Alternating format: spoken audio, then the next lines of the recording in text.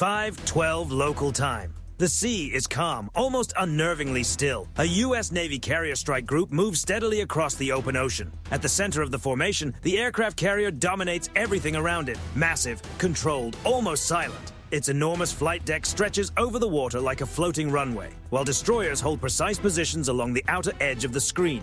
Slightly behind, a guided missile cruiser watches the rear sector. High above the horizon, an airborne early warning aircraft circles in a slow, disciplined orbit, its radar scanning hundreds of miles of open water.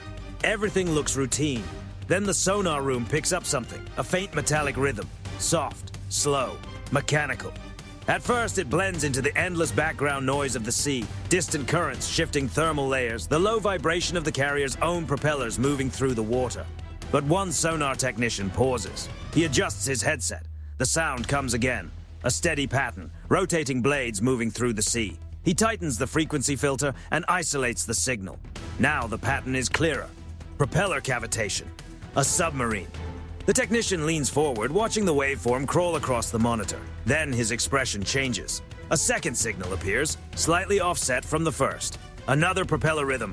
Different blade spacing, different acoustic fingerprint, 2 submarines. The room falls quiet. He runs another sweep across the acoustic spectrum. Then a third signature rises from the darkness below.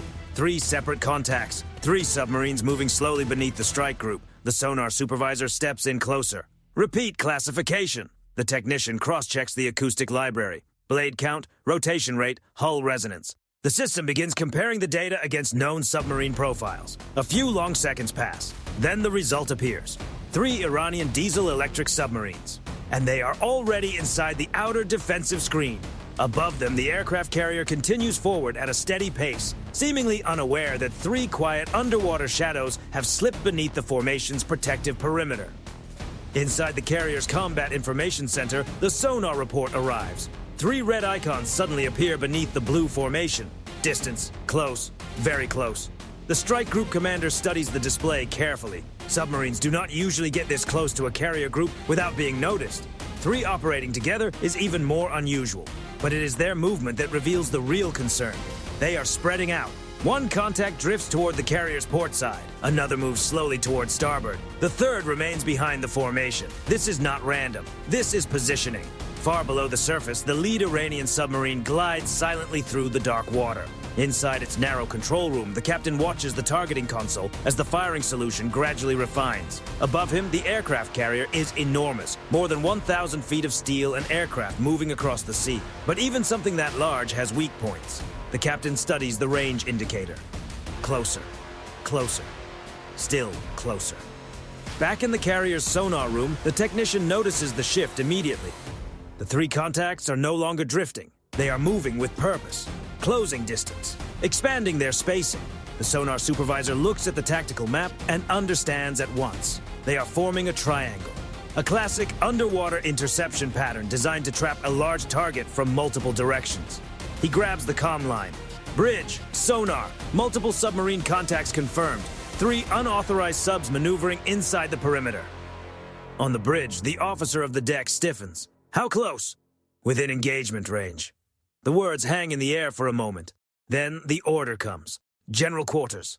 Across the aircraft carrier, alarms burst to life. Sharp electronic tones echo through steel passageways and hangar bays. Sailors move instantly.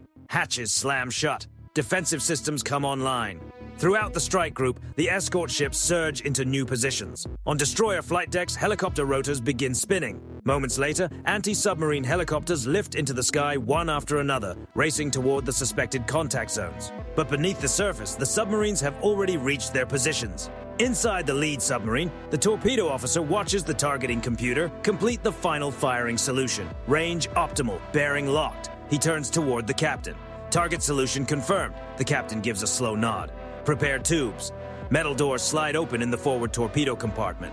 Pressurized systems engage. Cold seawater floods the launch chambers. Above them, the carrier continues on course across the still ocean, unaware that 3 launch tubes are now aligned with its hull. Back in the sonar room, a new sound suddenly cuts through the technician's headphones. A violent burst of propulsion. His eyes widen. Launch detected, then another, and another. 3 launch signatures appear almost at once. 3 submarines, 3 underwater weapons accelerating through the sea, all heading directly toward the U.S. aircraft carrier. Time to impact. Less than 2 minutes. Incoming! The call slices through the carrier's combat information center. Every screen flashes red. 3 bright threat lines race across the tactical display, each one tracking fast-moving contacts cutting through the dark water toward the heart of the formation, toward the carrier itself. The officer of the deck reacts immediately. Hard rudder, full power. Deep below the ship, the propulsion shafts surge. Massive turbines drive the propellers harder, whipping the ocean into violent white foam behind the carrier. The ship begins to turn. Not fast. Nothing this large turns fast. But even a slight course change can mean the difference between escape and catastrophe. Across the strike group, the escorts shift instantly from patrol posture to full defensive response. On the destroyer guarding the carrier's port side, the anti-submarine warfare officer studies the incoming tracks on his console. 3 inbound weapons, 3 different approach angles, all converging with near-perfect geometry. He speaks calmly. Deploy acoustic countermeasures. Within seconds, cylindrical decoy devices eject from launchers along the destroyer's hull. They strike the water and sink rapidly below the surface. Then they activate. The ocean erupts with sound. Artificial propeller signatures come alive beneath the waves. Simulated engine noise, false cavitation, electronic echoes crafted to mimic the acoustic footprint of a massive vessel. To a guidance system, the decoys look like fresh targets. But the inbound weapons keep coming. Inside the Iranian submarines, the operators watch their tracking displays in total silence. The Torpedoes' onboard sensors detect the decoys immediately, but even through the interference, one signal still dominates everything else. The carrier. A ship this large produces a massive acoustic footprint. Even in water filled with false targets, the carrier still sounds like thunder beneath the sea. The Torpedoes stay on course. Above the ocean, the strike group launches its next layer of defense. Helicopters lift off from 2 destroyers, roaring low over the waves, rotors pounding the air. Each aircraft carries a full anti-submarine loadout. Sonar buoys, torpedoes, and depth charges. As they reach the suspected submarine positions, the crews begin dropping sonar buoys in rapid succession. One after another, the floating sensors hit the water. A listening grid begins to spread across the sea. Back in the carrier's sonar room, fresh signals arrive immediately. 3 submarine contacts, still moving, still close. The helicopters begin tightening the search pattern. One pilot leans toward his display. Contact confirmed. Submarine directly below, increasing depth. Speed low, attempting to withdraw. Prepare depth charges. Back aboard the aircraft carrier, the torpedo tracking display keeps counting down. Range closing fast, 1 minute 50 seconds. The torpedoes are now deep inside the strike group's defensive perimeter. The officer monitoring the screen sets his jaw. Decoys not effective. On one of the destroyers, the captain makes a decision. Deploy anti-torpedo interceptor. From the side of the ship, a compact launcher fires. A small defensive torpedo drops into the sea and surges forward. Unlike conventional weapons, this interceptor is built for one purpose: to hunt other torpedoes. It races beneath the surface toward the nearest incoming threat. Seconds pass. 2 signals converge on the sonar display. Then an underwater blast rips through the sea. The first incoming torpedo disappears, destroyed. But 2 more are still moving fast toward the carrier. Above the submarines, the helicopters begin their attack run. Depth charges fall into the water. A second later, the sea erupts. Shockwaves ripple outward through the depths. Inside one of the Iranian submarines, the hull shudders as the blast rolls past. Lights flicker in the control room. Crew members brace themselves against the metal walls. The captain grips the console. Maintain course. Overhead, the helicopters circle back for another pass. Meanwhile, inside the carrier's combat center, the second torpedo suddenly begins to drift. The acoustic decoys are finally having an effect. Its guidance system detects multiple targets. For a brief instant, it hesitates. Then it turns. The torpedo veers sharply away from the carrier and locks onto one of the decoys. A few seconds later, another explosion erupts beneath the surface. The decoy vanishes in a burst of bubbles and foam. The second torpedo is gone. But the third one is different. It has ignored every decoy, ignored every interference signal, and it is still closing fast. Very fast. On the tactical display, the final red line points straight at the carrier. 500 meters, 400. The officer watches the countdown. Final torpedo still tracking carrier. Around the strike group, ships maneuver aggressively. Helicopters thunder overhead. The ocean churns with countermeasures and underwater blasts. But beneath all the chaos, the last torpedo keeps coming. 300 meters. Inside the carrier's combat information center, the red track cuts directly toward the hull. No deviation, no hesitation. The tension in the room becomes almost tangible. Officers lean closer to their consoles. Every eye is fixed on that single line. Everyone understands what is at stake. Aircraft carriers are built to survive extreme punishment. Their hulls are heavily protected. Their internal compartments are designed to contain flooding. But a modern torpedo does not simply hit a ship. It detonates beneath it. The blast creates a massive gas bubble that lifts the hull upward, then drops it with devastating force. Even a near miss can snap propeller shafts, damage the rudder, or knock out propulsion. The carrier might survive, but it could be left crippled. 250 meters. On the bridge, the captain's voice remains steady. Maintain turn. The massive ship continues pivoting across the water. Its propellers whip the sea into a boiling white wake. Every meter matters. Even a small change in angle could shift the torpedo's detonation point. Back in the combat center, a new order is given. Activate acoustic jammer. Beneath the carrier's hull, a powerful countermeasure system comes online. It floods the surrounding water with a violent burst of acoustic interference. To the torpedo's guidance system, the ocean becomes chaos. False echoes, distorted frequencies, overlapping signals. But the torpedo keeps coming. 200 meters. Inside the sonar room, the technician listens through the noise. The torpedo's propulsion whine slices through the interference. Still tracking carrier. Beside him, another officer watches the countdown. 180 meters, 170. The jammer intensifies. For a brief moment, the torpedo signal flickers on the display. Just for an instant. Its guidance system is struggling. For the first time since launch, the weapon hesitates. 150 meters. Inside the torpedo, the onboard computer recalculates. The carrier is still the strongest acoustic signal in the water, but now it is buried beneath layers of interference. The torpedo adjusts its guidance logic, then pushes forward again, 130 meters. The carrier's engines roar as the ship continues its turn. Helicopters circle overhead like hunters tracking movement below. Destroyers race closer to shield the carrier's flank, but none of them can reach the torpedo in time, 100 meters. Inside the nearest destroyer, the anti-torpedo operator stares at the incoming track. This is the last opportunity. Launch interceptor! A second defensive torpedo fires from the destroyer's hull. It hits the sea and accelerates instantly, tearing through the water toward the threat. Now, two weapons race toward each other beneath the surface. One is driving toward the carrier. The other is hunting it down. The gap closes rapidly. 80 meters from the carrier. 70, 60. Inside the combat center, the sonar display shows two fast-moving signals converging. No one breathes. 50 meters, 40, 30, then the ocean explodes. A violent underwater blast tears through the sea. Above the surface, a towering column of foam and spray erupts into the air. Inside the carrier, the hull trembles from the distant shockwave. For a few seconds, every sonar screen is washed in static. White noise fills the system. No one speaks. Then the interference clears. The torpedo track is gone. The interceptor destroyed it. The aircraft carrier survives, but the battle below the surface is far from over.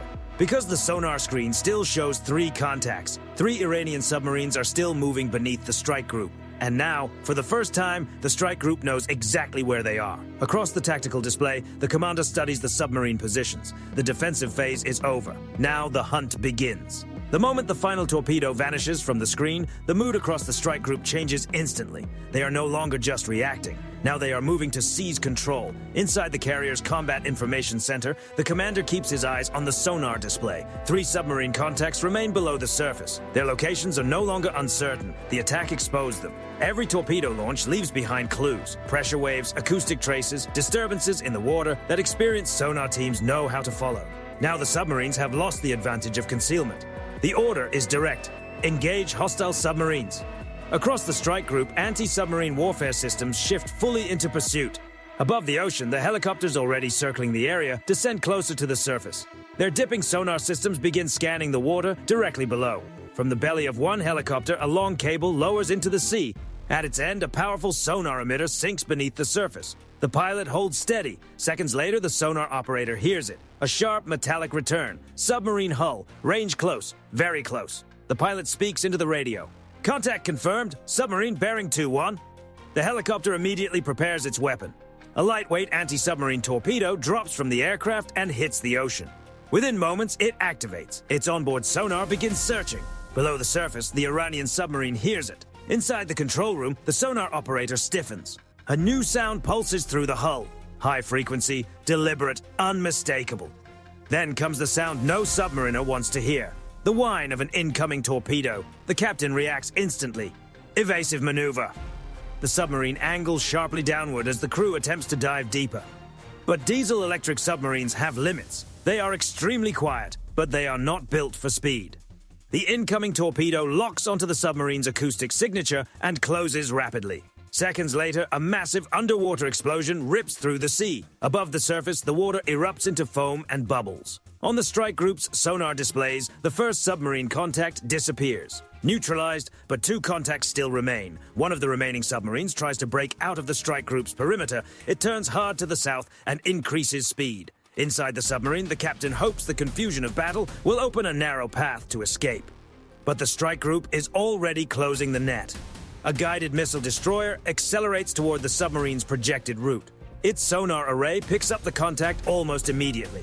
The order comes without hesitation. Launch torpedo! A powerful anti-submarine weapon fires from the destroyer and plunges into the ocean. It begins hunting at once. Inside the Iranian submarine, the sonar operator hears it within seconds. Another inbound weapon. The captain orders countermeasures deployed, acoustic decoys designed to pull the torpedo away. But this weapon uses advanced guidance. It studies the sound field, filters the false signals, and ignores the decoys. It locks onto the real target. There is no room left to maneuver. Moments later, a second violent underwater blast shakes the sea. On the strike group's tactical display, the second submarine contact vanishes. 2 submarines gone. 1 remains. The last Iranian submarine dives rapidly toward the seabed. Its captain orders all engines cut. The vessel goes silent. Completely still. On sonar, it nearly disappears. The crew hopes the ocean floor will conceal them. For several minutes, the water grows quiet again. Helicopters continue circling overhead, scanning patiently. Sonar operators listen for the faintest trace. Then one helicopter crew notices something. A subtle disturbance, a faint metallic shift, a barely detectable acoustic trace. The pilot leans forward. Possible contact bearing 090. Another sonar buoy splashes into the sea. Seconds later, the signal sharpens. The submarine is still there, trying to stay hidden, but no longer hidden enough. The helicopter crew prepares one final weapon. A torpedo drops into the water. Below the surface, it activates instantly and begins sweeping the seabed with active sonar. The hidden submarine appears clearly in its sensors. There is no escape. Seconds later, the ocean erupts one final time. A heavy underwater blast rolls across the seafloor. The third submarine contact disappears from every sonar screen. 3 submarines launch the attack. Now all 3 are gone. For several seconds after the final explosion, the ocean becomes strangely quiet. The towering column of water collapses back into the sea. Foam spreads across the surface where the last blast struck, slowly dissolving into the dark blue water. Inside the carrier's Combat Information Center, every sonar operator keeps their eyes on the screens. The displays update. One confirmation arrives, then another. No propulsion noise, no hull resonance, no movement below the surface. The third submarine is gone. On the strike group's tactical display, the red icons that had appeared earlier are no longer there. Only blue symbols remain. The commander studies the screen for a moment before speaking. Maintain sonar sweep. No one relaxes yet. Underwater warfare rarely ends cleanly. Submarines are built to disappear into the deep, and experienced crews know that silence does not always mean safety. Above the ocean, helicopters continue their orbit. Rotors cut through the air as more sonar buoys are dropped into the water. One by one, the floating sensors splash down, widening the listening network around the strike group. The sea becomes a grid of electronic ears. Inside the carrier's sonar room, technicians monitor the incoming data streams. Each buoy transmits acoustic information back to the ships. The operators listen for anything unusual. Minutes pass, nothing, no propellers, no cavitation, no movement, only the distant echo of the strike group's own engines rolling through the water. On the carrier's bridge, the captain looks out across the calm horizon. Only minutes earlier, 3 torpedoes had been racing through this same stretch of sea. 3 weapons capable of disabling one of the largest warships ever built. Now the water looks peaceful again, but everyone aboard knows how narrow that margin was. Below deck, damage control teams carry out rapid checks. Propulsion shafts stable. Rudder response normal. Hull integrity uncompromised. The carrier has taken no damage. Around the ship, the escorting destroyers gradually return to their defensive stations. The cruiser resumes position aft of the formation. One by one, helicopters return to their decks, settling carefully into place as flight crews guide them in. Inside the combat center, the formation on the tactical display slowly stabilizes again. But the sonar sweep continues. 15 minutes pass, then 20. Still nothing. Finally, the sonar supervisor removes his headset and turns to the commander. No additional contacts detected. The commander gives a single nod. Secure from immediate threat. Across the carrier, the pressure that had gripped the crew begins to ease, but the message of the encounter is unmistakable. The entire engagement lasted less than 10 minutes. From the first torpedo launch to the last submarine contact disappearing, everything unfolded with terrifying speed. Every system in the strike group had been tested. Sonar operators identified the threat. Destroyers deployed countermeasures. Helicopters tracked targets below the surface. Interceptors stopped incoming torpedoes. Layer by layer, the strike group's defenses worked exactly as designed.